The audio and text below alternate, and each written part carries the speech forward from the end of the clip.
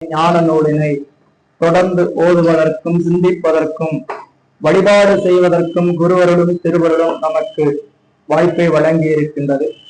அந்த வகையில் குருவருளையும் திருவருளையும் மனம் மொழிமைகளால் வணங்கி சக்கரவர்த்தி கவராச யோகி எனும் மிக்க திருமூல தேவநாயனாருடைய திருவடிகளை மனம் மொழிமைகளால் வணங்கி அடியேனை சென்னரியில் ஆற்றுப்படுத்திய ஆசிரியர் பெருமக்களின் திருவடிகளையும் அருக்குருநாதர் ஐயா திருவடிகளையும் மனம் மொழிமைகளால் வணங்கி அருமையானதொரு இந்த ஞான சிந்தனையை சிந்திக்க எழுந்தருளி இருக்கக்கூடிய அத்தனை அன்பர் பெருமக்களின் திருவடி தாமரைகளுக்கும் பணிவான வணக்கங்களை உரித்தாக்கி இன்றைய சிந்தனையை நாம் சிந்திக்க முற்படலாம்.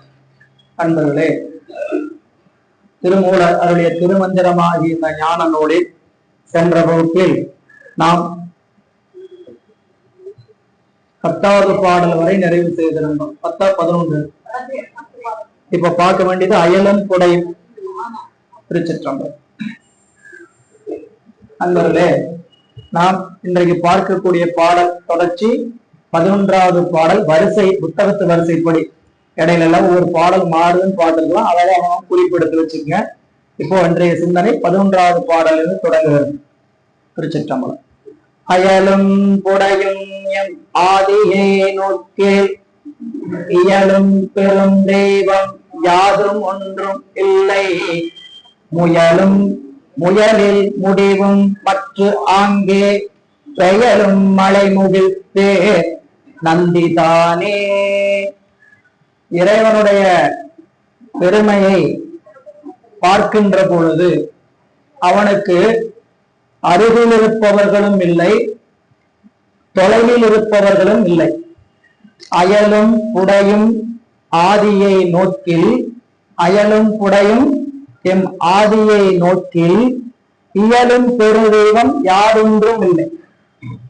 இறைவனுடைய திருவருளை சிந்திக்கின்ற பொழுது அவனுடைய பெருமையை நாம் சிந்தித்து பார்ப்போமானால் அவனுக்கு அருகாமையில் நிற்பவர்களும் இல்லை, அவனுக்கு தொலைவில் நிற்கக்கூடியவர்களும் இல்லை.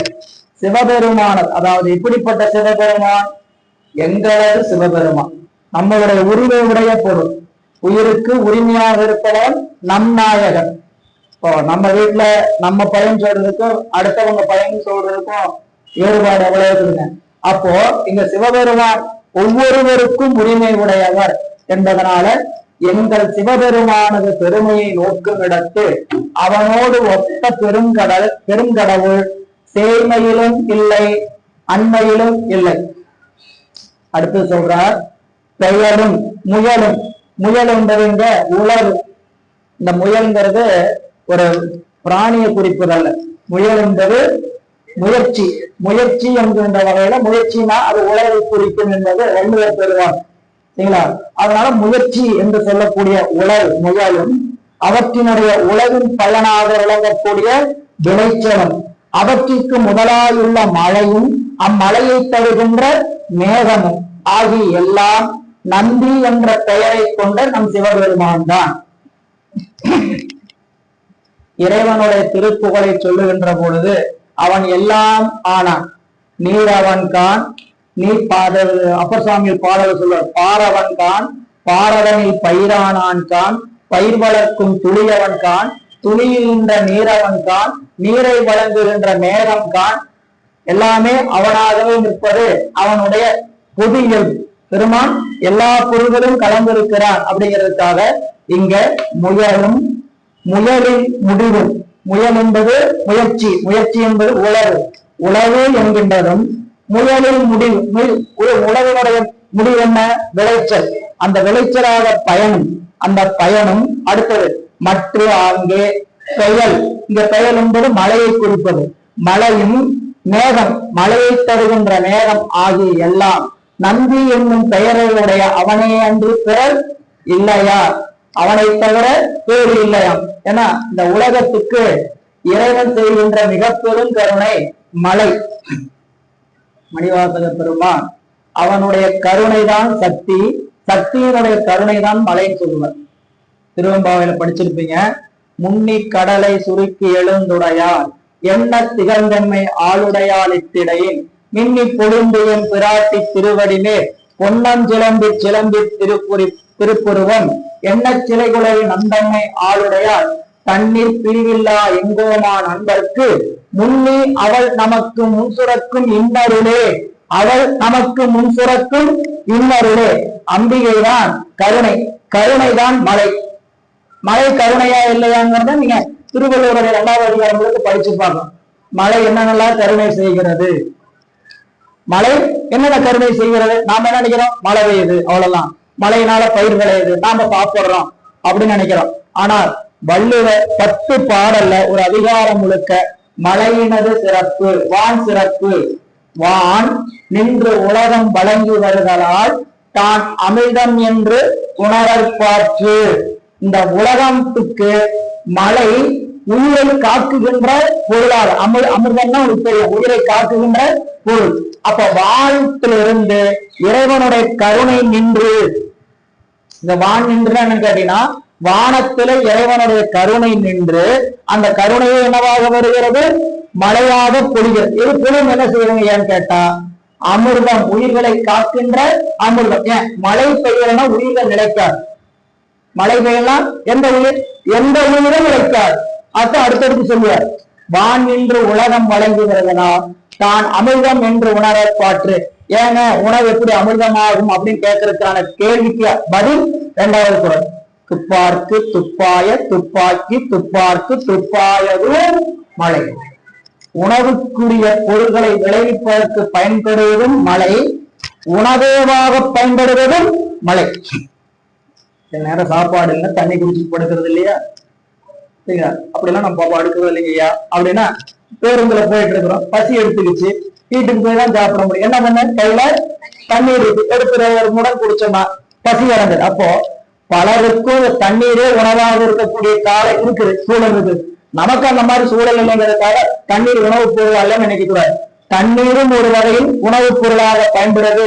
அப்போ உயிர்களுக்கு பயிர்களை விளைவிக்கின்ற மழையாகவும், மழை அந்த மழை என்கின்ற நீர் தானே உணவுப் பொருளாக பயன்படுதுதான் என்னதுங்க, துப்பார்க்கு துப்பாய துப்பாக்கி துப்பார்க்கு துப்பாயதும் மழை. அடுத்து சொன்னார், விண்ணின்று பொய்ப்பின் விருநீர் உலகத்து உள் நின்று உடற்றும் பசி. வானம் பெயர்ந்து தவறிடுச்சுன்னா உலகத்துல எல்லா உயிரிலும் பசியால் வருந்தும். அதனால உழவர்கள் வயலுக்கு வேலைக்கு போகணும்னு என்ன பண்ணணும், மழை பெய்யணும். மழை பெஞ்சிட்டு இருந்தாலும் போக முடியாது, மழை பெய்யலாலும் வயலுக்கு போக முடியாது. ஏரின் உலார் உழவர் புயல் என்னும் வாரி வளர் குன்றிக்கார். மழை பெய்தும் கொடுக்கும், மழை பெய்யாமல் கெடுக்கும். மழை பெஞ்சு கொடுக்கவும் செய்யும், கெடுக்கவும் செய்யும். கொடுப்பதும் கெட்டார்க்கு கொடுப்பதும் கெடுப்பதும் கெட்டார்க்கு சார்வாய் மற்றாங்கே எடுப்பதும் எல்லாம் மழை. இதெல்லாம் சொல்லிட்டு தான் ஏங்க எந்த உயிரும் வாழ முடியாதான 6வது குறள் சொன்னார். விசும்பின் துளி வீடின் நல்லார் மற்றாங்கே பசும்புல் தலை காண்பது. சரி, உயிர்கள் மட்டும்தான் வாழ முடியாதுன்னு கேட்டா தானம் செய்ய முடியாது, தவம் செய்ய முடியாது. தானம் செய்யறதுக்கு பொருள் வேணும்னா உழவு செஞ்சிருக்கணும், தவம் செய்யணும்னா தண்ணி வேணும். அவத்துக்கு மிக இன்றியமையாத கூட என்னன்னு கேட்டா பூஜை செய்வதற்கு மிக அவசியமான ஒன்று தண்ணீர். அப்போ தானம் தவம் இரண்டும் தங்கா, தானம் தவம் இரண்டும் தங்கா. வியனுளம் வானம் வழங்காது. வானம் மழை பெய்யவில்லை என்றால் என்னென்னலாம் நடக்கணும் 9 குறள் கடைசியில 10வது குறள் சொன்னார். வானின்று அமையாது உலகு, யார் யாருக்கும் நீரின்றி அமையாது உலகு, யார் யாருக்கும் வானின்றி அமையாது ஒழுக்கம். நீர் இல்லாம உலகம் இல்ல, வானம் இல்லாம யாருக்கும் ஒழுக்கம் கிடையாது. ஒழுக்கம் இருக்கணும் அப்படின்னா தண்ணீர் இருக்கணுமா வேண்டாமா? ஒழுக்கம் இருக்கணுமா தண்ணீர் வேணுமா வேண்டாமா? காலையில குளிச்சு வேணுமா தண்ணி வேணும், பல் துவைக்கணும்னா தண்ணி வேணும். இதெல்லாம் ஒழுக்கம். தன் பல் துவைக்கிறது, குளிக்கிறது, நம்ம சுத்தம் பண்ணிக்கிறதா ஒரு ஒழுக்கம். இந்த ஒழுக்கம் இருக்கணும் என்ன வேணுங்க, தண்ணீர் வேணும். அப்போ தண்ணீர் என்பது மிக இன்றியமையாகும். அந்த தண்ணீரை இறைவன் எந்த விதமான பாரபட்சமும் இன்றி கருணையோடு இந்த பூமிக்கு வழங்குவார். மழை ஏதாவது எதிர்பார்த்து நீங்க நான் பெஞ்சனா இன்னைக்கு 2 ஓரவு மழை பெஞ்சிருக்குது, நீ எனக்கு பேங்க்ல போட்டு ஏடிஎம்ல அப்படிங்கிற பேங்க் டெபாசிட் பண்ணா கேட்குது. நம்மள வேலை பார்த்தோம்னா கேட்க மாட்டோமா? நான் இன்னைக்கு ஒரு நாள் முழுக்க 8 மணி நேரம் வச்சிருக்கேன், 12 மணி நேரம் ஊட்டி வேலை பார்த்துருக்கிறேன், என்ன பண்ண எனக்கு பணத்தை போடு நம்ம சொல்லுவோம். மழை கைமாறு வேண்டாம் கடப்பாடு மாறி, கைமாறு வேண்டாம் கடப்பாடு, எந்த விதமான எதிர்பார்ப்பும் இல்லாமல் அப்படிப்பட்ட ஒரு கருணையை செய்தவன் இறைவனே என்பதை உணர்வான். ஏன்னா கடவுள் வாழ்த்து முடியல இருக்கும் அன்பெல்லாம் நிறைய புரியல அப்படிங்கிற நினைப்புலாம் இருக்கும். கடவுள் வாழ்த்து முடிகிற வரைக்கும் இறைவனுடைய பெருமைகளை எப்படியெல்லாம் சொல்லணும்னா அப்படியெல்லாம் எடுத்து சொல்லிட்டு வருவார். முதல் 3 தந்திரம் நமக்கு பிடிச்ச மாதிரி போகும், ரொம்ப இனிமையா போகும். வாழ்க்கையினுடைய ஒழுக்கங்களையும் ஒழுகலாறுகளையும் சொல்லி எப்படி வாழ வேண்டும், எப்படி நாம் இருக்கணுங்கிற ஒரு 3 தந்திரம், முதல் 3 தந்திரம் ரொம்ப இனிமையா போகும். 4, 5 கொஞ்சம் ஆழமா சிந்திக்க வேண்டிய தந்திரம். அதுக்கப்புறம் மீண்டும் பூசை 7, 8, 9 பூசை அது சம்பந்தமா போகும். அதனால இப்ப ஆரம்பத்துல அந்த கடவுள் வாழ்த்துன்னு சொல்லக்கூடிய பகுதியில ஒரு 50 பாடல் இறைவனுடைய பெருமையை பற்றி தான் சொல்ல போறார். அதனால மீண்டும் பார்த்தீங்கன்னா சிவபெருமான் பெரியவர், சிவபெருமான் பெரிய ஐயா போன வாரமும் இதையதான் சொன்னீங்க, சிவபெருமான் பெரியவன் சொன்னீங்க, அவனோட பெரிய ஆளு கிடையாதுன்னு சொன்னீங்க. இந்த வாரமும் இதையே சொல்றதுக்கு வரீங்களேன்னு கேட்டா பாடல் 50 பாடல் அப்படித்தான் இருக்கு.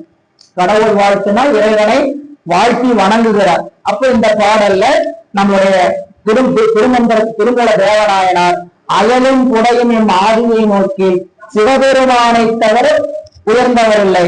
அடுத்து சொன்னார் எல்லாவற்றையும் தருவதற்கு காரணமாக இருப்பவர் நந்தி என்ற பெயரை உடைய சிவபெருமானே. அடுத்து சொன்னார் குறிப்புரை என்ன சொல்றாருன்னு பாத்தீங்கன்னா அயலும் புடையும் சொன்னார் இல்லைங்களா, அதுக்கு ஒரு குறிப்பு தரார். அயல் என்பது பக்கம், புடை என்பது அதுக்கு அடுத்ததாக இருப்பது. கவனிங்க, இந்த வார்த்தையில ஒரே மாதிரி பயன்படுத்துற வழக்கம் நம்மகிட்ட உண்டு. அயல் புடை, புடைனா 2 பக்கம் சொல்லுவோம், அயல்லாம் பக்கம் சொல்லுவோம். பக்கத்து வீடு அயலார் சொல்றீங்களா, பக்கத்து வீடுன்னு சொல்றோம், அயலார்னு சொல்லுங்க. அப்போ அயல் என்பது பக்கம். இது தத்தம் இருக்கைக்கு இரும மருந்தும் உள்ளது. ஐயா உட்கார்ந்துருக்காரு, ஐயா உட்கார்ந்து பக்கத்துல 2 பேருக்கு பக்கத்துல இருக்காங்க அயல். புடை என்றால் என்ன கேட்டீங்கன்னா அது தடுப்பது இல்லை. அயல் என்பது பக்கத்துல உட்கார்ந்து, புடை என்பது அதை தாண்டி இருக்கக்கூடியது, பக்கத்துல அதை தாண்டி இருப்பது. அப்ப புடை என்பதற்கும் அயல் என்பதற்கு என்ன பொருள் வேற மாதிரி காட்டியிருக்கிறார் உரையாற்றுன்னு கேட்டீங்கன்னா அயல் என்பது 24 சமயங்கள்ல மிக அருகாமையில் இருக்கக்கூடிய சமயமாகிய அகப்புற சமயம். புடை என்பது அதை தாண்டி இருக்கக்கூடிய முக்கூற்று புறச்சமயம். அப்போ இந்த சமயத்தை பத்தி கொஞ்சம் தெரிஞ்சுக்கணும். நீங்க ஏற்கனவே தெரிஞ்சு கொண்டதுதான். இறைவனை பற்றி சொல்லுகின்ற உறுதி பொருளை தருகின்ற நூல்கள் 2. நாம் மனித வாழ்க்கை எடுத்திருக்கக்கூடிய நமக்கு உறுதி பொருள்களை அறிவுறுத்துகின்ற நூல்கள் 2. வேத ஆகமம், வேதம் ஆகமம். இந்த வேதம் ஆகம் 2ஐயும் உடன்படாதவங்களுக்கு பெயர் புறப்புற சமயம். வேதத்தை உடன்பட்டு ஆகமத்தை உடன்படாதவர்களுக்கு பெயர் புறச்சமயம். வேதம் ஆகமும் 2ஐயும் உடன்பட்டு தனக்கென ஒரு நூலை கொண்டவர்களுக்கு பெயர் அகப்புற சமயம். வேதம் ஆகமும் எல்லாத்தையும் உடன்பட்டு நம்மளை போலவே எல்லாத்தையும் செய்வாங்க. முக்தி கொள்கையில் வேறுபாடுடையவர்கள், சிவபெருமானுடைய பெருமையை உணராதவர்கள், அதாவது அவனுடைய சொரூப நிலையை உணராதவர்கள், அவங்களுக்கு பேரு அகச்சமயம். இந்த அயல் என்று சொன்னது அகச்சமயத்தை, புடை என்று சொன்னது முக்கூற்று புறச்சமயத்தை. முக்கூற்று புறச்சமயம் என்ன? புறப்புறச்சமயம், புறச்சமயம், அகச்சமயம். கண்டிப்பா நாமெல்லாம் சித்தாந்தம் படிக்கிறவங்களும் இருக்கிறோம், சித்தாந்தம் படிக்காதவங்களும் இருக்கிறோம். சித்தாந்தத்துல ஆழமா நீங்க படிச்சிருப்பீங்களான்னு சொல்ல முடியாது. மற்ற சமயங்கள் 24 சமயங்கள் சொல்கின்ற கொள்கையை ஓரளவாவது தெரிஞ்சு வச்சிருந்தீங்கன்னா மட்டும்தான் சைவ சமயம் எந்த இடத்துல இருக்குதோ நம்ம எப்படிப்பட்ட வழிபாட்டை செய்கிறோங்கிறது உங்களுக்கு புரியும். பொதுவா நம்ம இங்க எல்லாம் என்ன வரோம், நீங்க வர்றதே ஒரு பெரிய பாக்கியம். திருமந்திரங்கிற நூலை சிந்திக்கிற இடத்துல நாம இருக்கிறோம். நம்ம என்ன தவம் செய்திருக்கிறோம் தெரியாது, நமக்கு அந்த தகுதி இருக்கான்னு தெரியாது. நம்ம அதனாலதான் ரொம்ப கவனமா தகுதி ஏற்படுத்திக் கொள்வதற்காக முன்னாடி பல பாடல்களை பாடி அந்த அட்டாங்க யோகத்தில நம்ம செஞ்சுட்டு இந்த பாடத்தை தொடங்குறோம். ஏன்னா இதுல நமக்கு உண்மையிலேயே தவம் வேணும். அந்த தவத்தை இந்த இடத்துல ஏதோ ஒரு வகையில சாமி கொடுத்துட்டோம், நம்ம ஏதோ முற்பிறவியில செய்த பயன் காரணமா வந்து பெற்று இருக்கிறோம். ஆனால் உண்மையிலேயே நீங்க சைவ சமயத்தை உணர்ந்து நிற்க வேண்டுமானால் 24 சமயத்தினுடைய கொள்கை என்னன்னு உங்களுக்கு தெரியணும். படிக்க முடியுமா இப்பத்திக்கு? சைவ சித்தாந்த வகுப்பில் காண்க. இல்லாட்டி தனியா சிவஞான சித்தியார் பரபக்கம் காண்க. தனியா தான் படிக்கணும். ஏன்னா நீங்க உலகாயதன்னா யாரு, மீமாஞ்சகர்னா யாரு, பட்டாச்சாரியார்னா யாரு, கன்னிய கற்ப மதம்னா என்ன, பிரபாகர மதம்னா என்ன, இல்ல பேராவது தெரியுமா? இப்பதாங்க பேரையே காதல கேட்கணும். சரிங்களா? நீங்க இவ்வளவு விரிவா சொல்றீங்க, இவ்வளவு பேச்சா சொல்ற, இவனுக்கு புரியலன்னு கேட்டா ஒண்ணுமே கிடையாது. வைணவ சமயத்துக்கு பேரு பாஞ்சராத்திரி மதம் பேரு. திருமாலை வணங்குகின்றவங்களுக்கு பேரு பாஞ்சராத்திரிகள் மதம். சரிங்களா? அவங்களுடைய கொள்கை மொத்தமா இருக்கக்கூடிய தத்துவம் 24. சைவ சமயத்துல மொத்தம் எத்தனை தத்துவத்தை நாம படிக்கிறோம்? யாராலும் சைவ சித்தாந்தம் படிக்கிறீங்க? முதல் சைவ சித்தாந்தம் படிக்கிறவங்க யாராரு? 14 சாஸ்திரம் படிக்கிறீங்க. ஒரு 10 பேர் படிக்கிறீங்க. சரிங்களா? இப்ப முதல் தத்துவங்கள் எத்தனை தெரியுமா? 36 தத்துவம் இருக்கு. சரிங்களா? இந்த 36 தத்துவங்கள்ல 24 தத்துவம் தான் வைணவ சமயம் கடைபிடிக்கிறது. நீங்க வைணவ சமயத்துலதான் மற்ற சமயங்களோட அதிகமா தத்துவத்தை ஏற்றுக்கொள்கிறாங்க. அப்ப பாத்துங்க, மற்ற சமயங்கள்லாம் வைணவ சமயத்துக்கு கீழதான் இருக்குது. திருமாலுடைய சமயத்துக்கு கீழதான் மற்றைய சமயங்கள் எல்லாம் இருக்கு. அப்ப யோசிச்சு பாருங்க, நீங்க பிரம்மாவை கும்பிடுறது, மற்ற தெய்வங்களை வணங்குகின்ற சமயம் எல்லாம் என்ன கொள்கையில் இருக்கிறாங்க நாம் தெரிந்து கொள்ள முடியுமான்னு கேட்டா, அதுக்கெல்லாம் அந்த சமயத்தினுடைய கொள்கைகளை போய் படிக்கணும். என்னன்னா புரிஞ்சுக்கிறதுக்காக ஒரே ஒரு செய்தியை சொல்லிட்டு அடுத்துக்கு போலாம். திருமால் அவர்தான் புருஷன். அவன் பேருங்க புருஷன். அவன் 25வது தத்துவத்துல இருப்பவன் அப்படின்னு சொல்றாங்க. 24 தத்துவம் என்னது? ஆன்ம தத்துவம்.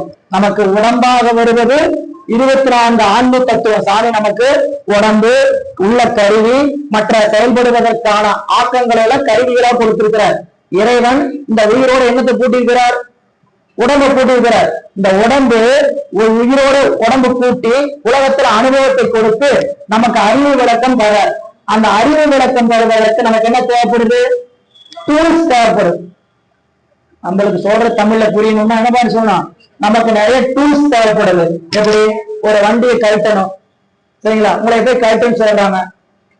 ஐயா கழட்டிட்டு வாங்க ஐயா அப்படிங்கிறோம். ஐயா ஏதாவது தருவீங்களா? கருவிகள் ஏதாவது டூல்ஸ் ஏது ஸ்கேனர்கள் தருவீங்களா? இல்ல எப்படி கழட்ட முடியும்? அதெல்லாம் ஒண்ணும் கிடையாது. நீ போய் கழட்டிட்டு வா.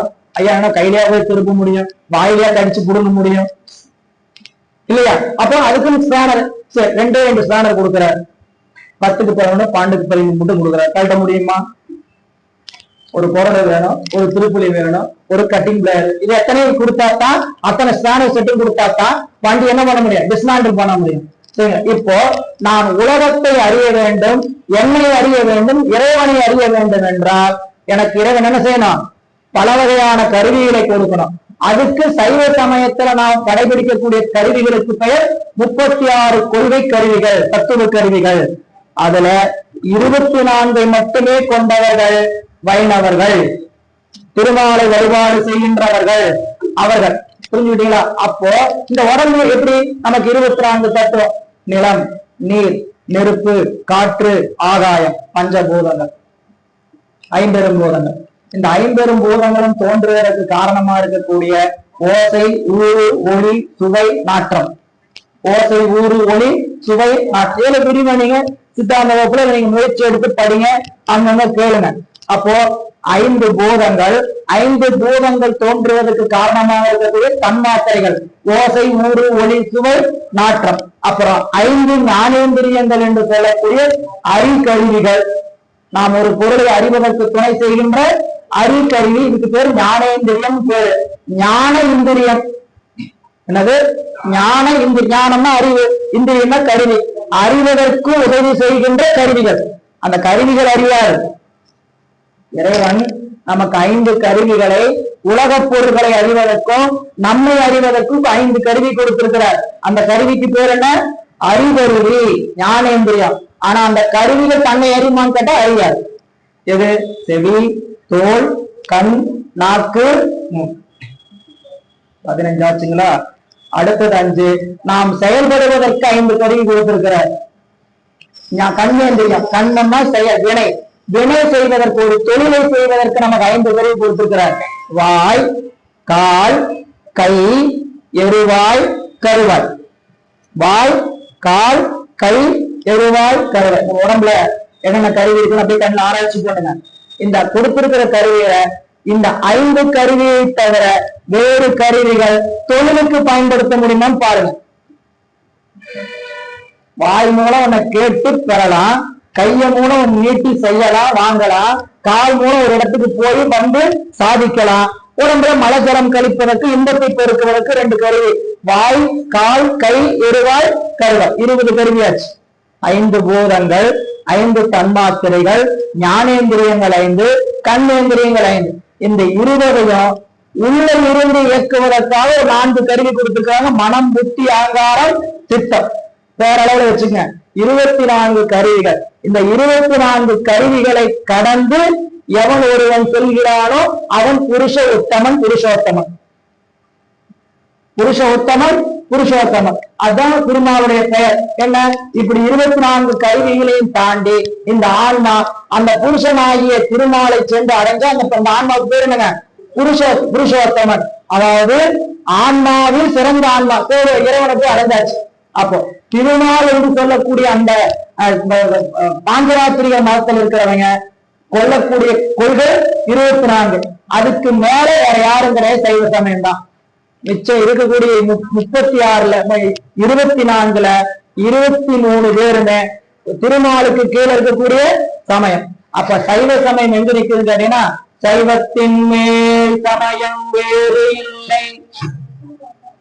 சும்மா பெருமைக்கு சொல்றேன்னு நினைச்சுக்க வேண்டாம். நீங்களும் பெருமைக்காக நான் சைவ சமயம் நினைச்சுக்க வேண்டாம்.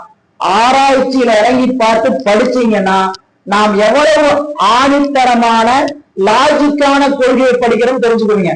நாம ஏன் சிவபெருமானை வழிபாடு செய்யணும், அவன்தான் முழுமுதற் கடவுள் என்பதற்கு என்ன ஆதாரம் அப்படிங்கிறத படிச்சோம்னா தெரியல. அப்படின்னு என்ன பண்ணலாம்? பக்தியினால கொள்ளலாம். வேற எந்த ஆராய்ச்சியும் பண்ணக்கூடாது. எந்த கடவுளையும் கும்பிடக்கூட சிவபெருமானை மட்டும் கும்பிடணும். அப்படி கும்பிடுவோமா? பக்தியினால. பக்தி தானுங்க எல்லாத்தையும் கும்பிட்டு வைப்போமே. சரிங்களா? ஏன் சிவபெருமான் இடரினும் தளரினும் எனது ஒரு நோய் தொடரினும் உனக்கள தொழுதி எழுதே வாழினும் சாவினும் வருந்தினும் போய் வீணினும் உனதளல் விடுவேன் அல்லேன். எல்லாமே உங்கள் திருவடிதான் சொன்னார் ஞானசம்பந்த பெருமான். சுந்தரமூர்த்தி நாயனார் வலிக்கு வீழினும் திருப்பெயர் எல்லார் மற்றும் நான் அறியேன் மறுமாட்டான். அப்படியே சொல்லணும்னு கேட்டா, அவரை தவிர அருளை பெறுவதற்கு வேறு கடவுள் இல்லை. சரிங்களா? அப்போ இந்த கடவுள் வாழ்த்து முடிகிற வரைக்கும் திரும்ப திரும்ப சிவபெருமான் பெரியவர், அவருடைய பிரதாபம் என்ன, அவர் எப்படி உயிர்களுக்கு அருளை செய்கிறான்னு சொல்லிட்டே வருவார். நாமோ ஏடா திரும்ப திரும்ப அதே செய்தி வருகிறது என்று நினைக்காம நாம் இன்னும் நம்ம எப்படி அதை பூஸ்டப்பா எடுத்துன்னு கேட்டீங்கன்னா, நம்மளை யாராவது போந்தாங்கன்னா போதும்னு சொல்லுவோமா? நீங்க ரொம்ப நல்லவர். உங்களை போல இருக்கிறவங்க யாரு இருக்கிறாங்க? நீங்க கொடை வள்ளல். சொல்லாதையும் சொல்ல மாட்டேன். அப்புறம் அப்படியே அப்படியே வாழ்த்து வாழ்த்த வாழ்த்த அதே போதும் சொல்லுவோம்னா, இப்ப நம்ம என்ன நினைச்சுன்னு கேட்டா, சிவபெருமானை சொல்லும் போது அப்படி நினைக்கணும். சரி, இன்னும் நம்ம சொல்லுங்க எங்க பெருமானை பத்தி, நம் பெருமானுடைய புகழ இன்னும் சொல்லுங்க அப்படின்னு கேட்கணும். சரிங்களா? அப்ப இங்க இந்த பாடலை அப்படி ஒரு குறிப்பு வச்சிருக்கிறார். இனி அடுத்த பாடல் 12. கண்ணுதலான் ஒரு காடலில் நிற்கவும் எண்ணிலி தேவ இழந்தார் எனப்பல மண்ணுருவார்களும் வாழ்ந்துவார்களும் அண்ணல் இவன் என்று அறியவிடார்களே.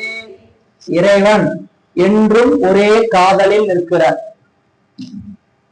இறைவனுக்கு தன்னுடைய விருப்பத்துல இச்சையில என்னைக்கும் மாற்றம் கிடையாது. நமக்கு இச்சையில் மாற்றம். நமக்கு 3 சக்தி இருக்கு: இச்சாசக்தி, கிரியாசக்தி, ஞான சக்தி. இறைவனுக்கு இச்சாசக்தி, கிரியாசக்தி, ஞான சக்தி மூன்றும் உண்டு.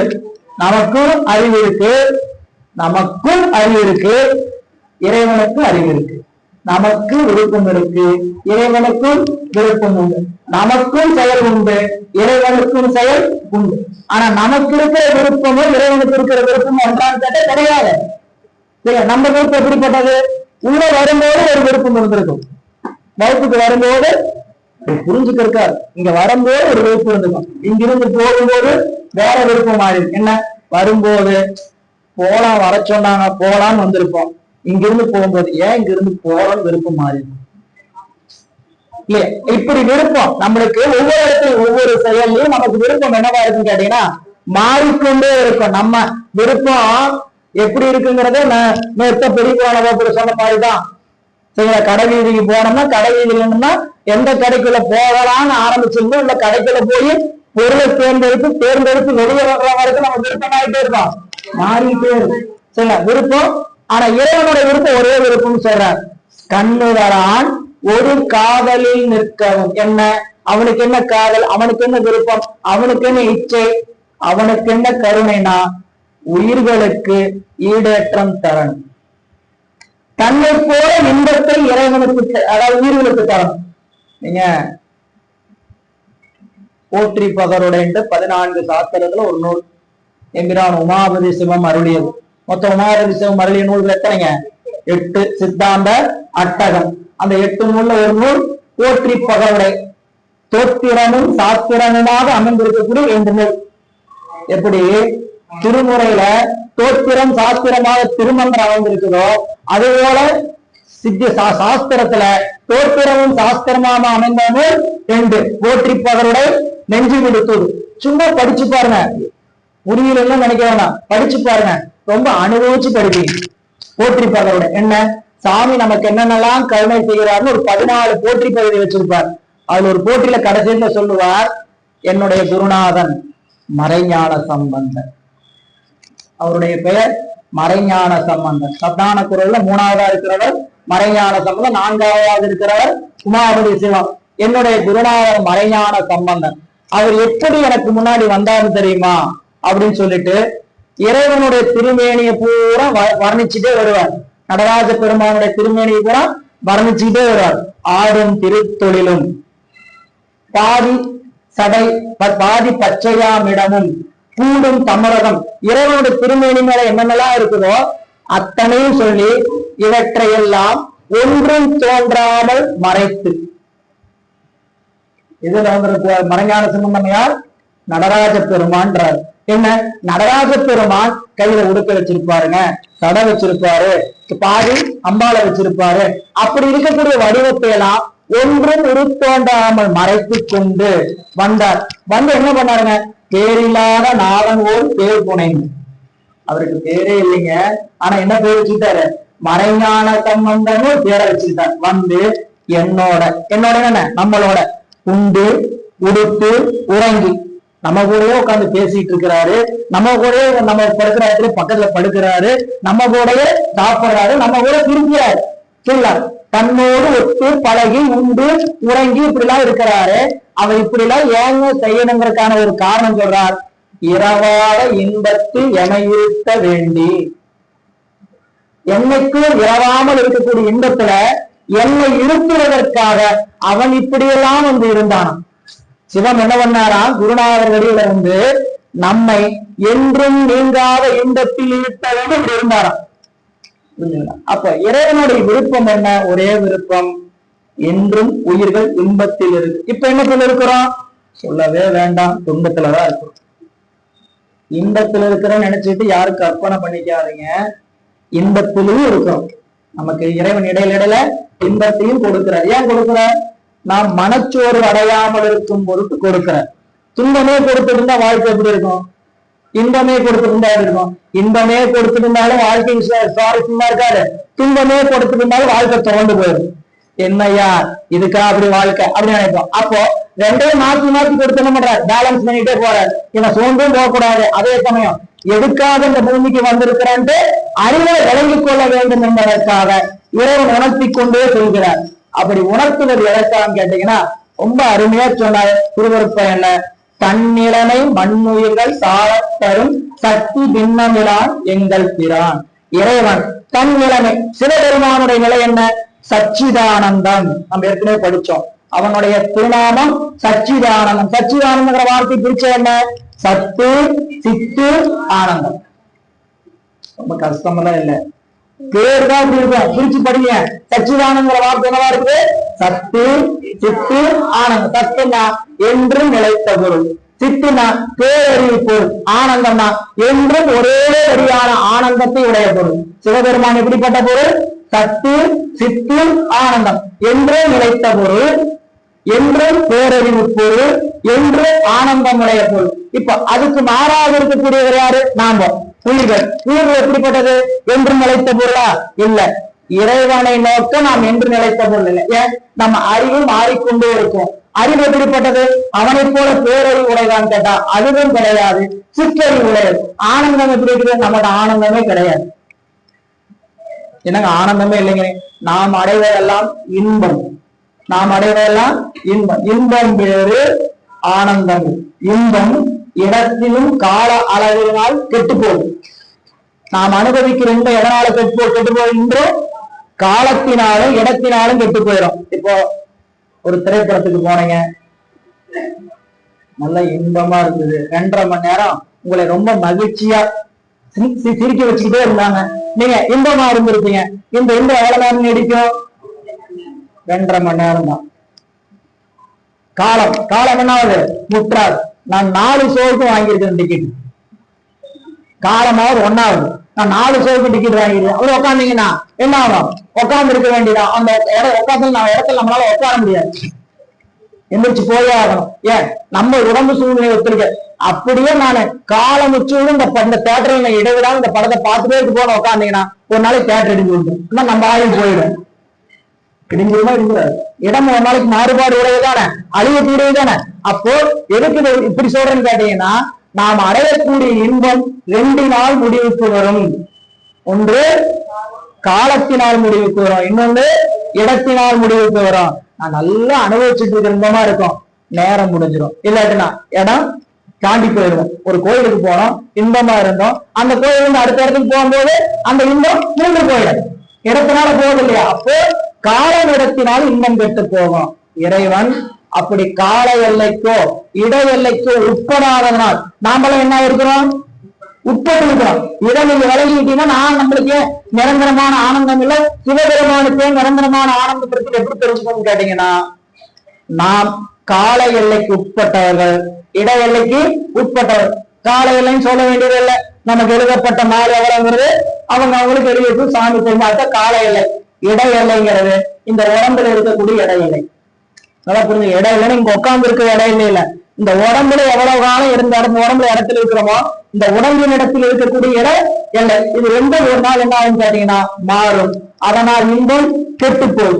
இறைவனுக்கு கால இட வரையறை கிடையாது. அதனால் அவன் என்றும் இன்பனால் அப்படி இருக்கக்கூடிய அவர் நம்ம என்ன பண்றாருன்னு கேட்டீங்கன்னா அப்படிப்பட்ட இடத்துக்கு ஆக்குறாரு. அவர் செய்யற வேலை என்னன்னு கேட்டீங்கன்னா, நம்மை எப்படி ஆக்க முடியும்? இப்போ நம்ம உடம்பு வந்து உடம்புக்குள்ள உயிர் இருக்கு, அதனால இடமும் காலமும் வரையறைப்பட்டிருக்கு. நம்ம என்ன பண்ணிடுவார்? இந்த உடம்பை விட்டு நீக்கிடுவார். எங்கும் நிறைந்திருக்கிற பொருளா மாற்றி நமக்கு இன்பத்தை கொடுத்து கொண்டே இருப்பார், அந்த ஆனந்தத்தை கொடுத்து கொண்டே.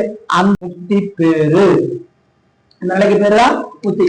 இத உடம்பு நீங்கினதுக்கு அப்பதான் பெற முடியும் நினைச்சுக்க வேண்டாம். நீங்க இந்த உடம்போட வாழ்ற காலத்திலேயே நீங்க பெற முடியும். அந்த முத்திக்கு சீவன் முத்தின்னு பேர். முடியுமா முடியாதான்னு வாழ்ந்து கொண்டிருக்கக்கூடியவர்களை பார்த்து தெரிஞ்சுக்கணும். எதிலும் தன்னுடைய அறிவு சிக்காம ஆனந்தித்து இந்த உலகத்தை வாழ்ந்துட்டு இருப்பாங்க. அவர்கள் இந்த உலக வாழ்க்கை வாழ்கின்ற காலத்திலேயே அந்த ஆனந்தத்தை அனுபவிப்பார்கள். இங்க கண்முதலான ஒரு காதலில் நிற்கவும் அப்படின்னு என்னன்னா, இறைவனுடைய கருணை விருப்பம் எப்படிப்பட்டது? என்று சிவபெருமான் என்றும் ஒரு பெற்றியனாய் அழிவின்றி இருக்கவும், எண்ணிலை தேவர் இறந்தார் என பலர் எல்லாம் சொன்னாங்களா? ஏப்பா, இறைவன் சிவபெருமான் என்னைக்கு ஒரே விருப்பத்தோட ஆன்மாவுக்கு அருள் செய்துட்டு இருக்கிறாங்க. மற்ற நீங்க சொல்லக்கூடிய தேவர்கள், கடவுள், தெய்வங்கள் எல்லாம் வந்து இந்த பூமியில பிறந்து இறந்துட்டாங்க. நீங்க யாரையெல்லாம் இந்த உலக வாழ்க்கையில் இதுவரைக்கும் நாம இறைவன் என்று நினைந்து வழிபாடு செய்து கொண்டிருந்தோமோ அந்த கடவுளர்களை எல்லாம் கொஞ்சம் நினைச்சு பாருங்க. அவங்களுடைய வாழ்நாள் என்ன? அவங்களுக்கு பிறப்பு சொல்லப்பட்டிருக்குதா இல்லையா? இறந்திருக்கிறான்னு இருக்குதா இல்லையா? பிறந்தாங்க இறந்தாங்க. திருமாலை எடுத்துக்கோங்க, நம்ம ஏன் அவரையும் அவதாரத்துக்கு வச்சுக்குவோம். எத்தனை அவதாரம்? 10 அவதாரம் எடுத்தார், 10 அவதாரம் எடுத்தார். ஒவ்வொரு அவதாரத்திலும் ஒரு தாய் அவருக்கான இறப்பு உண்டு. அப்ப பிறப்பு இறப்புக்கு உட்பட கடவுளர். யார் ஒருவர் பிறப்பிறப்புக்கு உட்படலையோ அவர்கள் தான் கடவுள். அப்ப திருமால், பிரம்மன், இந்திரன், மற்ற தேவர்கள்லாம் யாருன்னு கேட்டா நம்மளை போலவே சகல வர்க்கத்து ஆன்மாக்கள். நாமெல்லாம் என்ன பிறப்புல வந்திருக்கிறோம்? சகலர் என்று சொல்லக்கூடிய கூட்டம். சகலர்னா 3 மனமும் உடையவர்கள். நமக்கு ஆணவம், கண்டம், மாயை 3 மனம் இருக்குன்னா நமக்கு பேரு சகலர். இந்த சகல வர்க்கத்து ஆன்மாக்கள்ல தவத்தை செஞ்சு அந்த இடத்துக்கு போனதுனால அவங்களுக்கு பேருங்க தேவர், இந்திரன், திருமால். இப்படி எத்தனை பேருங்க வந்தார்னா அப்பர் சாமி ஒரு கணக்கு சொன்னார். 100 கோடி பிரம்மர்கள் உங்கினார். எத்தனை கோடி பிரம்மர்? 100 கோடி பிரம்மர்கள் முந்தினர். 6 கோடி நாரணர் அங்கனே. 7 கங்கை மண்ணில் எண்ணெய் இந்திரர்கள். கங்கை மண்ணை போய் என்னன்னீங்கன்னா அதுல எத்தனை மண் இருக்கோ அத்தனை இந்திரர்கள் இந்த தேவலோகத்துக்கு வந்துட்டு போயாச்சுங்கிறார். யோசிச்சு பாருங்க. அப்போ ஒரு திருமால் அல்ல, ஒரு பிரம்மன் அல்ல, ஒரு இந்திரன் அல்ல, ஒரு தேவாதி தேவர்கள் அல்ல. என்ன அவர்களுக்குரிய காலம் முடிஞ்சுனா அந்த இடத்துல தூக்கிட்டு தேவர்கள் நியமிச்சாங்க இல்லைங்க. இந்தியா 1947 சுதந்திரம் அடைந்தது. சுதந்திரம் அடைந்த இந்தியாவுக்கு முதல் பிரதமர் ஜவஹர்லால். இன்னைக்கு வரைக்கும் எத்தனை பிரதமர் பட்டியல் போடலாமா? அப்போ காலம் மாற அந்த உரிய காலம், பதவிக்குரிய காலம் முடிஞ்சதுன்னா என்ன பண்ண போறா? அந்த இடம் தூக்க போறா. வேற அந்த இடம் இல்லாம போச்சா? அந்த இடத்துக்குள்ளே இல்லை. ஜவஹர்லால் நேரு போனாரு, அடுத்து ஒருத்தர் வந்தாரு, அடுத்து வந்தாரு, இன்னைக்கு ஒரு பிரதமர் வந்துட்டான்னா இத்தனை பிரதமர்கள் அமர்ந்த இடம் அந்த இடம் இல்ல. அது போல எண்ணிலி தேவர்கள் மண்ணில். தேவர்கள் எத்தனை பேரு? எண்ணில். அப்படி பெருந்திருந்தும் நாம் என்ன நினைக்கிறோம்? இந்த தேவர்கள்லாம் வந்து வந்து இறக்குறாங்களே, என்னைக்கும் இறவாமல் பிறவாமல் ஒருத்தர் இருக்கிறாரு, அவரையெல்லவா நான் நினைச்சிருக்கணும் அப்படின்னு நினைக்காம இந்த விண்ணுலகத்தில் இருக்கிறவங்க மண்ணுலகத்திற்கு என்ன பண்றாங்களோ அந்தோ அவரை அறியாமல் விடுகிறார்களே அப்படின்னு இறங்க வருத்தப்படுறார். பாருங்க, எண்ணிலி தேவர் இறந்தார் என பலர் என்று சொல்லுகிறார். நூல்லாம் என்ன சொல்றார்? அளவற்ற தேவர்கள் அழிந்தனர் என்று புராணங்கள் முழங்கவும் மண்ணிலும் விண்ணிலும் உள்ள பலர் அப்பெருமானை இவனே முதல் என துணிய மாட்டாதவராய் இருக்கின்றனர். இருவகையினரும் பிறந்த தம் காரணத்தை மறந்தனர், அந்தோ இது இறங்கத்தக்கது. இப்போ நாம இறைவனை வழிபாடு செய்யறது அப்புறம் நீங்க சிவபெருமான கும்பிடுங்க, இறைவனைய முழு முதல் கடவுளா கும்பிடுங்க, கும்பிடாம போங்க. சரிங்களா? பொதுவா வச்சுக்கலாம். மக்கள் இனம் நாங்களே யாரு? மனித பிறப்பெடுத்திருக்க மனித இனம். இந்த மனித இனத்துல நமக்கு என்ன வேலை? இதுக்கு என்ன வேலைக்காக வந்திருக்கிறோம் அப்படின்னு கொஞ்சம் தத்துவ ஞானத்துல உள்ள நம்மளை நோக்க ஆரம்பிச்சோம்னா நிச்சயமாக நாம் வந்திருக்கக்கூடிய காரணம் என்னங்கிறது ஞானத்தின் வாயிலாக வெளிப்பட்டு நிற்கும். அந்த வெளிப்பாட்டுல இந்த உடம்பு, உலகம், கருவிகள், அனுபவங்கள் எல்லாம் இறைவன் நமக்கு பொருத்தி இருப்பதற்கான காரணம். இவையெல்லாம் நமக்கு நிரந்தரமான இன்பத்தை தருபவன் அல்ல.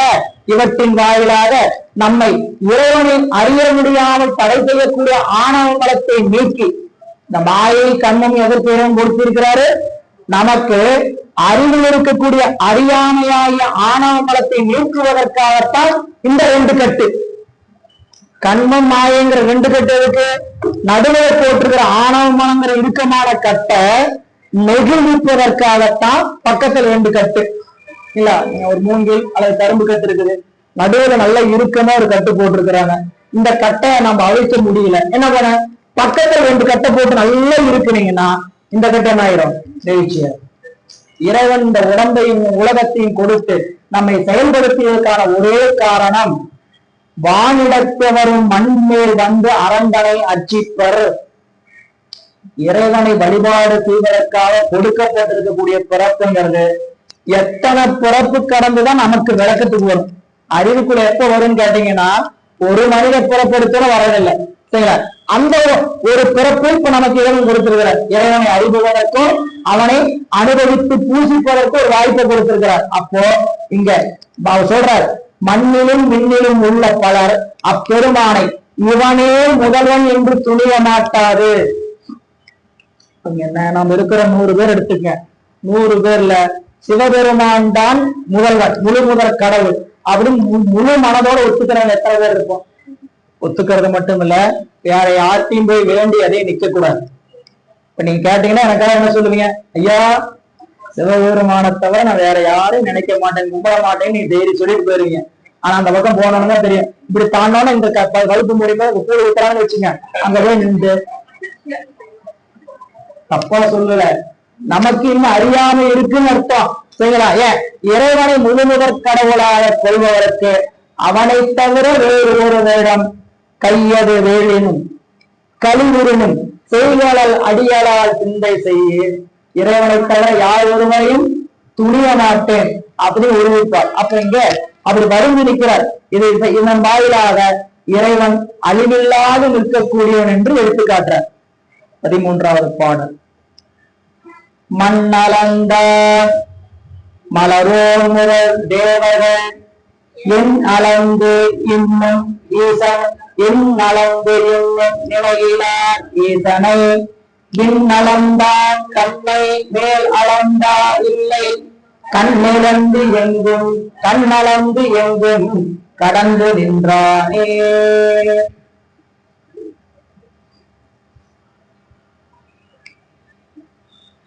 வீடியோ நிறுத்திருந்தோம்.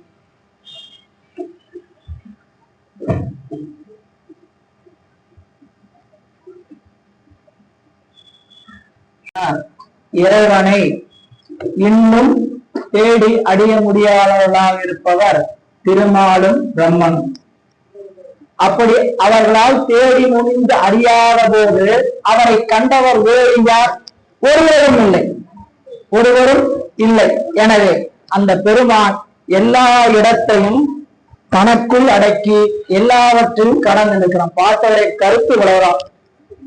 இறைவனை திருமாலும் பிரம்மனும் இதுவரை தேடி அடைய முடியவில்லை.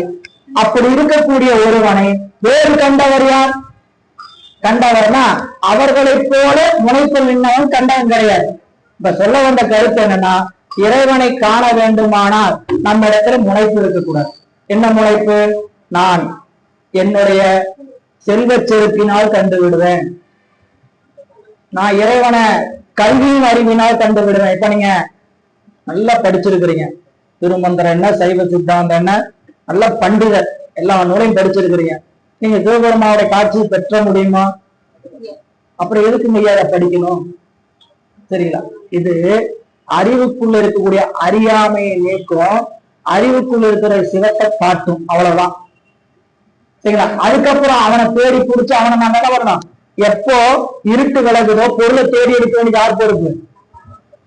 இருட்டு இருக்குது, இருட்டு விளக்கணும்னா பொருள் தெரிய போகுது. எந்த பொருள் வேணுமோ அதை தேடி எடுக்க வேண்டிய கடப்பாடு யாருங்க? நம்முடைய பொறுப்பு. எனவே சிவத்தை நம்மை அறிவை மறைப்பதற்கொரு அறியாமையாகிய ஆணவ அறிவுக்குள்ளதான் சிவம் இருக்கிறார். அறியாமை நீங்கும் பொழுது சிவத்தை பிடிக்கின்ற அறிவு நமக்கு தலைப்படும்.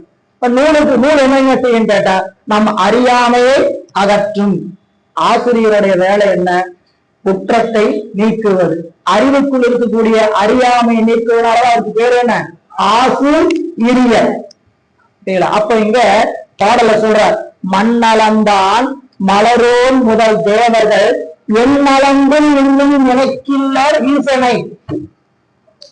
பாடல் நீங்க படிச்சிருப்பீங்க. திருவெம்பாவையிலே இறைவனை தேடச் சென்ற திருமால் எப்படி போனார், இறைவனை தேடச் சென்ற பிரம்மன் எப்படி போனார் சொல்லும் பொழுது, பாதாளம் 7 சொற்கழிவு பாதமலர் 2 வரியில முடிச்சிட்டார். பாதாளம் 7 சொற்கழிவு பாதமலர் போதார் புனை முடியும் எல்லா பொருள் முடிவே.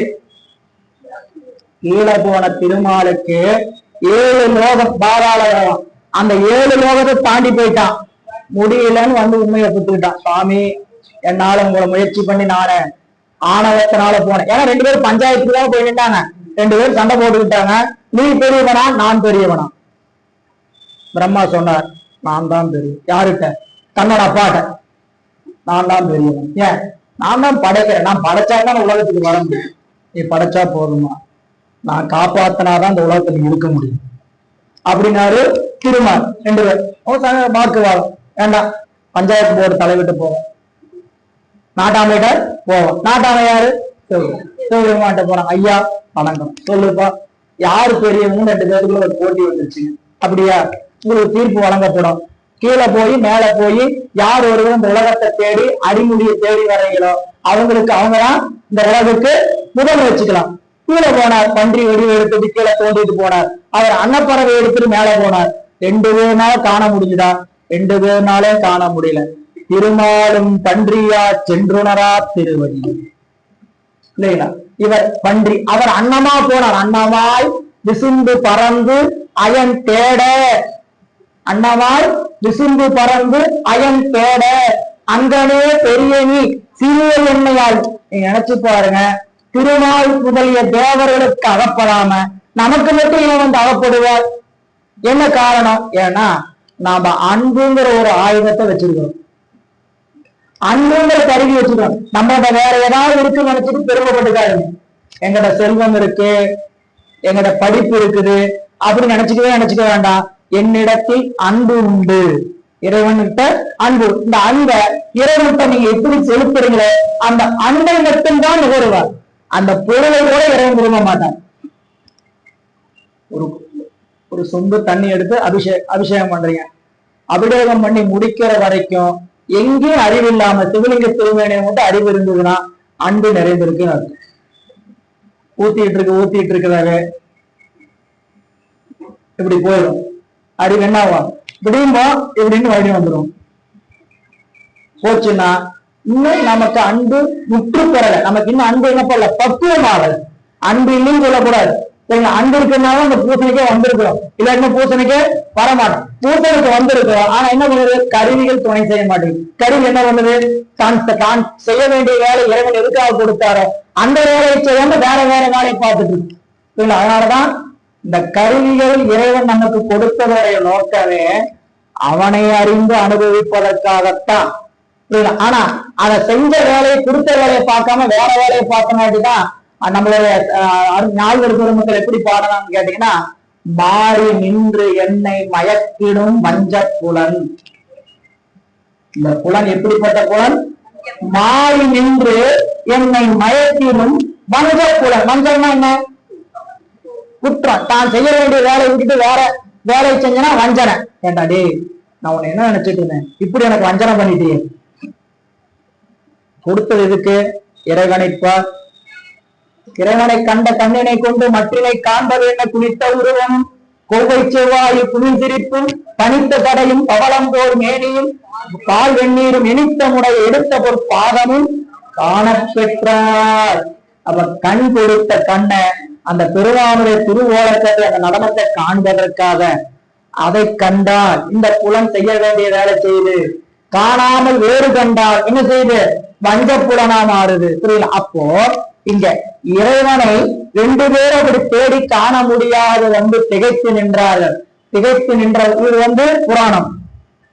புரிஞ்சுங்க, இது என்னது? புராணம். புராணத்தை வச்சுக்கிட்டு தத்துவத்தை போட்டு குழப்பிக்க கூடாது.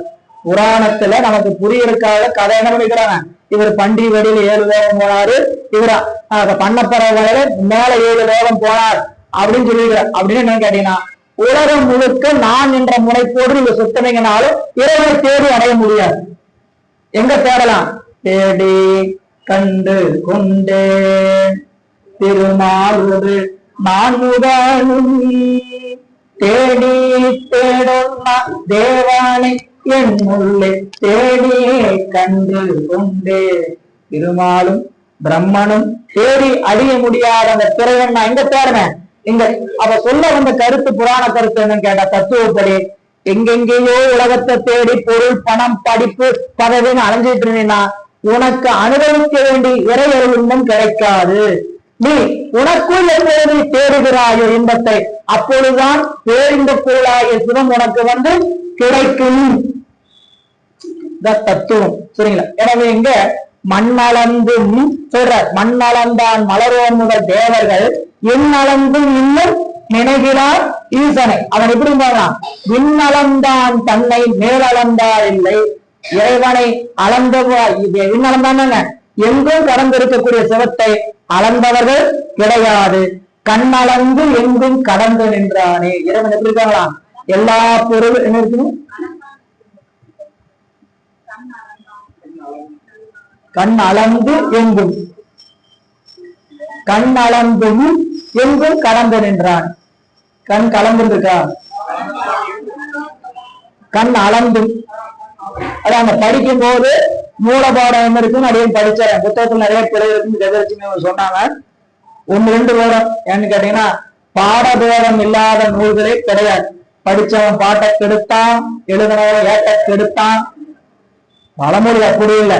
படிச்சவன் பாட்டை கொடுத்தான், எழுதினவன் ஏட்ட கொடுத்தான். இதுதான் பழமொழி. ஆனா இன்னைக்கு சூழல் என்ன கேட்டீங்கன்னா, எழுதினவன் ஏட்ட கெடுத்தான். இந்த புத்தகத்துல இருந்து அந்த புத்தகத்தை எடுத்து பாத்தீங்கன்னா வேற என்ன கேட்டீங்கன்னா, அச்சுப்பிறகு அச்சுப்பிழை இருக்கும். அச்சுப்பிழை சரியாக பார்த்து கொடுக்கணுங்க.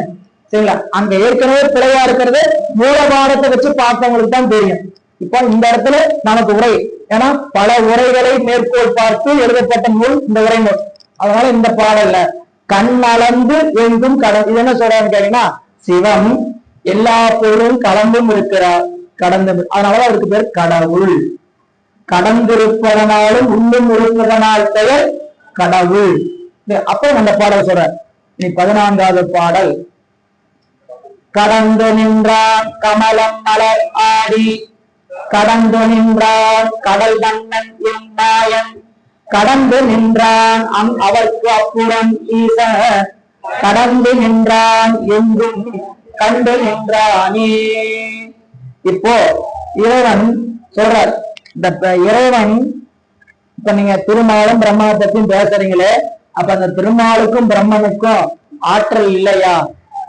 அவர்களுக்கு சக்தி இல்லையா அப்படின்னு கேட்டா, அவர்களுக்குரிய ஆற்றல் அவர்களுக்கு இருக்கு. பிரம்மனுக்குன்னு ஒரு உலக எல்லை இருக்கு, திருமாலுக்குன்னு ஒரு உலக எல்லை இருக்கு. அந்த எல்லை வரைக்கும் அவங்க செயல்படுவாங்க. இதுக்கு நீ தத்துவம் படிச்சிருக்க கூடியவங்களுக்கு தெரியும். நமக்கு கலைகள் 5: நிவர்த்திகளை, திரட்டாகலை, வித்யாகலை, சாந்திகளை, சாந்தி அதீத கலை. என்னன்னு தெரியாதவங்களுக்கு தகவலுக்காக, இந்த உலகம் எண்ணற்ற அண்டகோடிகள்ல ஒரு உலகம் இந்த உலகம். நாம வாழக்கூடிய மண் உலகம் என்று சொல்லக்கூடியவங்க எண்ணற்ற அண்டகோடிகள் இருக்கக்கூடிய ஒரு உலகம். அப்போ இந்த உலகம் அப்படி எத்தனை உலகம் இருக்குன்னா 224 புவனங்கள் உண்டு. அந்த 224 புவனத்துல நாம் இருக்கக்கூடிய கலைக்கு பெயர் நிவர்த்திகளின் பேர். மண் தத்துவத்தை அடிப்படையாக கொண்ட உலகம், பூமியை அடிப்படையாக கொண்ட உலகம். இது 108ல ஒரு உலகம். இந்த 108 உலகத்துக்கும் ஒரு பிரம்மா உண்டு, ஒரு திருமால் உண்டு, ஒரு ருத்திரன் உண்டு. படைக்கிறதுக்கு ஒருத்தர் இருக்கிறார், காப்பதற்கு ஒருத்தர் இருக்கிறார், அழிப்பதற்கு ஒருத்தர் இருக்கிறார். நம்ம புரிஞ்சுக்கிற மாதிரி சொல்லணும்னா, மொத்த தமிழ்நாட்டில் இருக்கக்கூடிய மாவட்டம் எத்தனை மாவட்டங்க? 34. 34 மாவட்டம். 34 மாவட்டத்துக்கு 34 மாவட்ட ஆட்சியர் உண்டு. மாவட்ட ஆட்சியர் மட்டுமே உண்டா? 34 மாவட்டங்களுக்குரிய அதற்குரிய அதிகாரிகள் உண்டு. ஆட்சியர் என்னென்ன மாவட்டத்தில் என்னென்ன நலத்திட்டங்கள் வேணும் செய்யறது அவருடைய வேலை. அதற்கு தகுந்தவங்க நியமிச்சு செய்வார். இதுபோல 224 புவனங்களுக்கும் திருமால் உண்டு, பிரம்மன் உண்டு, ருத்திரன் உண்டு, எல்லாரும் உண்டு. எப்படி? மாவட்ட ஆட்சியர் போல, பிஏ போல, எம்எல்ஏ போல, எம்பி போல என்ன பண்றதுங்க? தனித்தனியா ஒவ்வொருத்தரையும் நியமிச்சு என்ன வேலை செய்ய சொல்லுவாரு? உன்னோட அதிகாரம் இது வரைக்கும், உன்னோட அதிகாரம் இது வரைக்கும் இந்த மாவட்டம் வரைக்கும் தான் உன்னோட அதிகாரம். அடுத்த மாவட்டத்துக்கு போனா என்ன பண்ணணும்? உன்னை அதிகாரத்திடம் செலுத்த முடியாது. வேணுமா போய் நின்றுகிட்டு நான் இந்த மாவட்ட ஆட்சியர் அப்படின்னு சொல்லி நின்றுக்கலாமே தவிர நீ என்ன பண்ண முடியாது, அந்த மாவட்டத்துல போய் ஆட்சி செலுத்த முடியாது. இப்படி இந்த பூமியில் இருக்கக்கூடிய திருமால் இந்த பூமிக்குள்ள மட்டும்தான் அவருடைய ஆற்றல் செல்லுபடியாகும். இதை கடந்து இறைவன் உலகத்தை ஒடுக்கும் போது எப்படி ஒடுக்கிட்டு வருவார் அப்படின்னு கேட்டீங்கன்னா, 108 நிவர்த்திகளில் இருக்கக்கூடிய 108 உலகத்துல ஒவ்வொரு நிறுவனத்திலையும் திருமாலையும் பிரம்மனையும் அந்த உலகத்தில் இருக்கக்கூடிய ருத்திரனை வச்சு ஒடுக்கிடுவார், அழிச்சிருவார். அந்த ருத்திரன் 108 கலைகளையும் ஒடுக்கினதுக்கு பிறகு அந்த ருத்திரன் மேல இருக்கக்கூடிய பிரகட்டாகளில் இருக்கக்கூடிய ருத்திரனால் அவர் அங்கு ஒடுக்கப்படுவார். இப்படி ஒடுக்கிட்டே போய் இந்த கலைகள் எல்லாம் எந்த இடத்துல வந்து தோன்றுகிறது? மாயை என்ற ஒரு பொருளிலிருந்துதான் இந்த கலைகள் எல்லாம் விரியுது. அத்தனை கலைகளையும் ஒடுக்கிற பிறகு கடைசிக்கு ஒரு ருத்திரன் இருப்பார். அந்த ருத்திரனை சிவபெருமானாகிய மகாருத்திரன் அழித்து மாயையை ஒடுக்கி விடுவார். குருக்களா சொல்லிருக்கிற விளக்கம் ரொம்ப குறிச்சலாம் சொல்லல. அந்தந்த உலகத்துக்கு திருமால் பிரம்மன் அழிக்கக்கூடிய கடவுளாகிய ருத்திரன் உண்டு. அவங்களை எல்லாம் ருத்திரன் அழிச்சிருவாரு. அந்த ருத்திரனை கடைசியா 224 கோணத்தில் இருக்கக்கூடிய ருத்திரனை யார் அழிப்பாருங்க? சாந்தி அதீத கலையில் இருக்கக்கூடிய ருத்திரனை மகாருத்திரனாகிய சிவபெருமான் அழித்து மாயையில் ஒடுக்கி விடுவார். அப்போ உலகம் எப்படின்னு கேட்டீங்கன்னா எல்லா உலகம் அழிந்திருக்கிறது. மீண்டும் இறைவன் எப்ப விரும்புகிறாரோ அப்பதான் இந்த உலகத்தை மேல படைப்பார். பல யுகங்கள் கடந்திருக்குது. சிவபெருமானுடைய தொழில் பல யுகங்கள் கடந்திருக்கு. நமக்கு தெரிஞ்சு 4 யுகம். சரி, இன்னைக்கு என்ன யுகத்தில் இருக்கிறோம்? கலியுகத்தில் இருக்கிறோம், படிச்சிருக்கிறோம் இல்லையா? திரேதாயுகம், துவாராயுகம் என்று சொல்லக்கூடிய யுகம் தான் படிச்சிருக்கிறோம். இத்தனை யுகம் தான் நமக்கு கணக்குக்கு தெரிஞ்சு. நல்லா புரிஞ்சுக்கங்க. ஏதோ கணக்கு வச்சுக்கிட்டு 4 யுகம் தானே நினைச்சு கூடாது. கணக்கு எடுத்து வச்சு எழுதுனவங்க 4 யுகம் எழுதி வச்சிருக்கிறார்.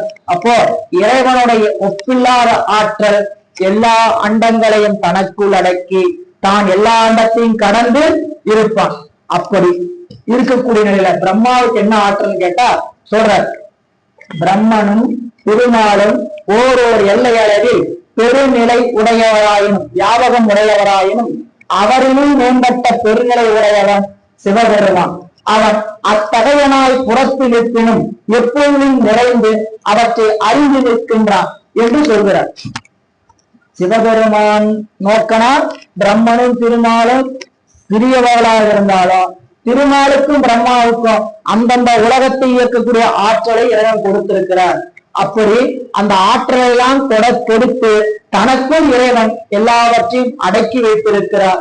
அப்படிப்பட்ட பெருநிலை வியாபகமுடைய என்ன கேட்டீங்கன்னா இறைவனும் வியாபக பொருள்தான், உயிர்களும் வியாபக பொருள். இந்த பிரம்மா திருமால் ருத்ரன்லாம் என்ன? நம்மை போல சகல வர்க்கத்து உயிரும் படிச்சோம். அவர்களுக்கும் வியாபகம். வியாபகம் என்னதுங்க? வியாபகம் என்ன? எங்கோ நிறைந்திருக்கிற பொருளுக்கு பேர் வியாபகம். காற்று எல்லா இடத்துலயும் நிறைந்திருக்கா இல்லையா? காற்று எல்லா இடத்துலயும் நிறைந்திருக்கா இல்லையா? அப்ப காற்று வியாபக பொருள் தானே. ஆகாயம் எல்லா இடத்துலயும் நிறைந்திருக்கா இல்லையா? அது வியாபக பொருள் தானே. ஆனால் இவையெல்லாம் வியாபக பொருளா இருந்தாலும் சடப்பொருள். இந்த வியாபக பொருளாக இருக்கக்கூடிய பொருளை எல்லாம் தனக்குள் அடக்கி இருக்கக்கூடிய பொருள் சிவம். தண்ணீரும் வியாபக பொருள் தான். தண்ணீர் பாத்திரத்துல இருந்தா அது வியாபிய பொருளாயிரும், அடங்கி நிற்கும். ஆனா தண்ணீர் வியாபிய அடங்கி நிற்கிற பொருளா விட்டோம்னா எல்லா பக்கம் எல்லா இடத்துலயும் பறந்து நிற்கும். அப்படி எல்லா இடத்திலும் பறந்து நிற்கக்கூடிய எல்லா பொருளுமே சடப்பொருள். அடுத்தது உயிர். நாம எப்படிப்பட்ட பொருள்? நாமளும் வியாபக பொருள் தான். இப்ப எங்க அடங்கி இருக்கிறோம்? உடம்புக்குள்ள அடங்கி இருக்கு. உடம்பாகிய ஒரு சடப்பொருள் அடங்கி இருக்கிறனால நம்ம வியாபகம் சிவபெருமானை நோக்க குறைந்தது. அப்போ எப்படி புரிஞ்சுக்கணும்னா இறைவன் எல்லாவற்றையும் அடக்கி இருக்கக்கூடிய வியாபகம், சிவபெருமானுக்கு அடங்கி இருக்கக்கூடிய வியாபகம் நாம், அதற்குள் அடங்கி இருக்கக்கூடிய வியாபகம் சடப்பொருளாகிய உலகம். புரியுங்களா? இது எப்படி புரிஞ்சுக்கணும்னு கேட்டீங்கன்னா தோசைக்கல்லு மேல தோசை மேல ஆனியன் வெங்காயம். தோசை மாறி இறைவன், தோசை கல்லு மாறி இறைவன், தோசை மாறி நாம, தோசை மேல இருக்கக்கூடிய ஆனியன் மாறி எல்லாம் எப்படி இருக்குது? தோசை கல்லு தான் இருக்கு. எல்லாம் பறந்து இருக்கு. தோசை கல்லு வரைக்கும் 8 வரைக்கும் ஊத்திட்டீங்க. புரியல? இப்ப நீங்க தோசை கல்ல பாக்குறீங்க. தோசை கல்லு முழுக்க மாவை பரப்பி வச்சு நேரம் நான்ஸ்டிக்கு மத்த நம்ம வீட்டுக்கல்லு மாதிரி கிடையாது. சுரண்டனாத்தான் வருங்கிறது. அப்படி விட்டா படுறன்னு வந்துடும் மடிச்சு. அப்படிப்பட்ட கல் இது. அதனால நல்ல வச்சு வரையும் நல்லா முகன வரையும் ஊற்றி இருக்கிறீங்க. புரியல? ஆணியன் எப்படி போட்டுருக்கிறீங்க? நல்லா பரப்பி போட்டுருக்கிறீங்க. இப்ப நம்மளை யாராவது கூப்பிட்டு கேட்கறாங்க. புரியல? தோசை கல்லு பெருசா, தோசை பெருசா, ஆணியன் பெருசா? எல்லாம் சரியா சமமா தான் இருக்குது. எல்லாம் சமமா தான் இருக்குது. ஏதாவது மாறி இருக்கா? தோசைக்கல்லுடைய விட்டம் என்னவோ அளவு என்னவோ அதே அளவு தோசையும் இருக்கு, மாவு அதே அளவு ஆணியம் இருக்கு. ஆனா தோசைக்கல் இல்லாம இந்த தோசையும் நிக்காது, ஆணியம் நிக்காது. புரியல? சிவபெருமானுடைய வியாபகம் அப்படிப்பட்ட வியாபகம் புரிஞ்சுருக்காரு. எங்கேயாவது எழுதி வச்சுறாங்க சிவபெருமான் தோசைக்கல் தான்.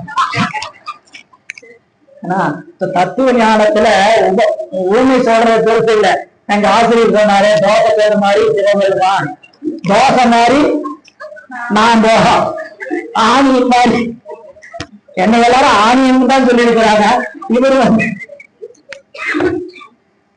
அப்படிங்கிற மாதிரி இன்னும் கொஞ்சம் புரிய மாதிரி இன்னொரு சொல்லணும்னா, ஒரு டம்ளருக்குள்ள ஒரு டம்ளருக்குள்ள நான் 3 டம்ளர் ஒரே டம்ளர் தானே, ஒரே அளவு தானே, வேற வேற அளவா? ஆனா ஒண்ணுக்குள்ள ஒண்ணு போட்டுக்கல. வெளியே இருக்கிற டம்ளர் மாதிரி சிவம், 2வது இருக்கிற டம்ளர் மாதிரி உயிர், 3வது இருக்கிற டம்ளர் மாதிரி உலகம். இப்படி ஒண்ணுக்குள்ள ஒண்ணு அடக்கம். எதுவும் உயர்ந்தது கிடையாது, எல்லாம் சமமான பொருள்தான். அறிகின்ற ஆற்றலும் அறிவு பொறுத்துதான் நமக்கும் இறைவனுக்கும் உலகத்துக்கு வேறுபாடு. நாம அறிவிச்சாதான் அறிவோம், சிவம் அறிவிக்காமலே அறியும், உலகம் அறிவித்தாலும் அறியும். 3க்கு என்ன வேறுபாடு, ஏன் பிரிச்சிருக்குது அப்படின்னு கேட்டா, சிவம் தானாக அறிகின்ற ஆற்றலை உடையவர், உயிர்கள் அறிவித்தால்தான் அறிகின்ற ஆற்றலை உடையது, உலகம் அறிவித்தாலும் அறியாத தடம். இது திரும்ப திரும்ப சொல்லுவார். நீங்க எதை வச்சு புரிஞ்சுக்கணும்னு கேட்டா, நமக்கு கண்ணுக்கு தெரியாத பொருள் இறைவன், கண்ணுக்கு தெரியாத பொருள் உயிர். சரிங்களா? இந்த 2 வச்சு முடிவு பண்றதில்ல. வெளியே கண்ணுக்கு தெரியக்கூடிய பொருள் என்னங்க? சடப்பொருள் உலகம். உலகம் சடமா இல்லையா? ஆம், உலகம் சடம் தான். அது சடம், நீ எப்படி அறிஞ்ச? அடுத்த கேள்வி. உலகம் ஜடம், இதுக்கு உணர்ச்சி இல்ல, இல்லைன்னா வலிக்குதான் போகுது, நான் 4 தட்டு தட்டுறேன், அழுதுட்டா இருக்க போகுது, என்னை அடிச்சுட்டீங்கன்ட்டு. இது சடம். கண்டிப்பா எப்படி தெரிஞ்சுக்கிட்டீங்க? நான் அறிவுடையவன், அதனால் நான் தெரிந்து கொண்டேன். நான் தானா அறிஞ்சுக்கிட்டேன்னா எனக்கு ஒருத்தர் சொல்லி கொடுத்துருக்கிறேன். என்னட்டுங்க, இந்த உலகம் ஜடம், இதெல்லாம் ஜடம், இதெல்லாம் ஜடம் ஒரு சொன்னங்காட்டி தான் தெரியுது. அப்ப நான் அறிவிக்கிட்டு அறிஞ்சேன். அப்ப ஒரு பொருள் அறிவித்தால் அறியல, ஜடமா இருக்கு. ஒரு பொருள் அறிவிக்கதான் அறியுது. அப்ப கண்டிப்பா அறிவிக்க ஒரு பொறுப்பான இருக்க மாட்டானா? நீங்க 3 பொருள் இருக்குதுன்னு உறுதியா எப்படி நம்பணும்?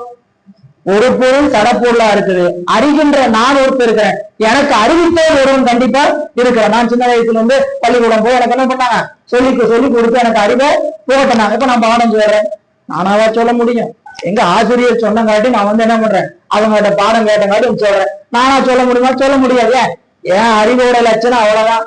உங்களுக்கு எல்லாம் தெரியுமா தெரியாது, எனக்கு தெரியும் என் லட்சணம். ஏன் அறிவு லட்சணம் அப்படின்ட்டு வேற யாராவது சொல்லணும். உங்க அறிவு எப்படிங்கிறது தெரியுமா தெரியாதா?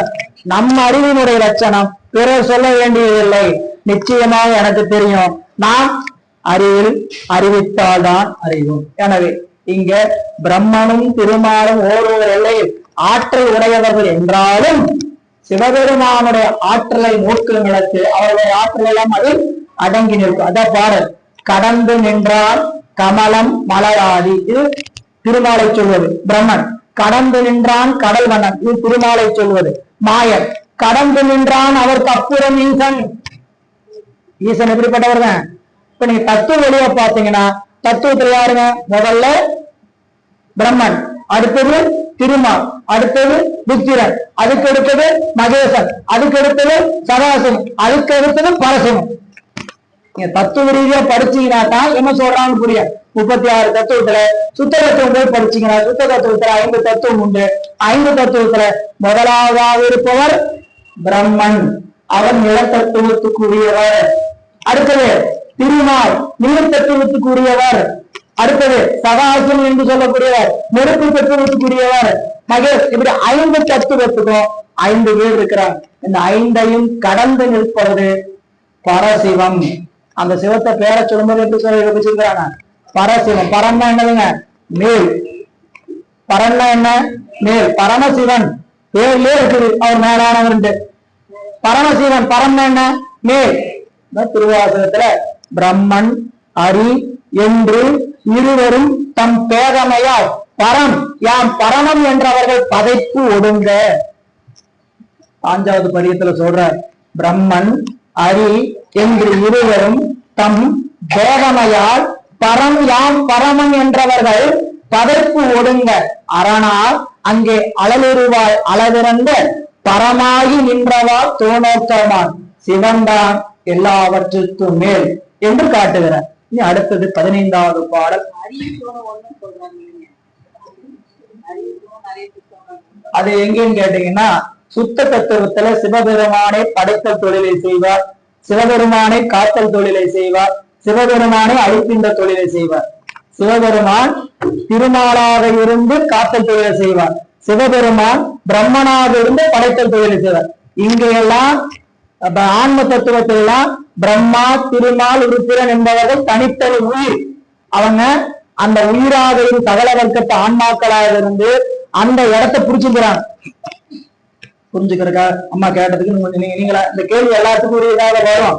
இந்த கேள்வி எப்படின்னு கேட்டீங்கன்னா, இப்ப நீங்க ஒரு தமிழ்நாடு இருக்குது சரிங்களா, பல வகையான துறைகள் சரிங்களா, என்னென்ன துறை இருக்கு, நிறைய துறை இருக்கு. பொதுப்பணித்துறை, சுங்கவரி துறை, நீர்வளத்து, பல வகை துறை இருக்கு இல்லையா.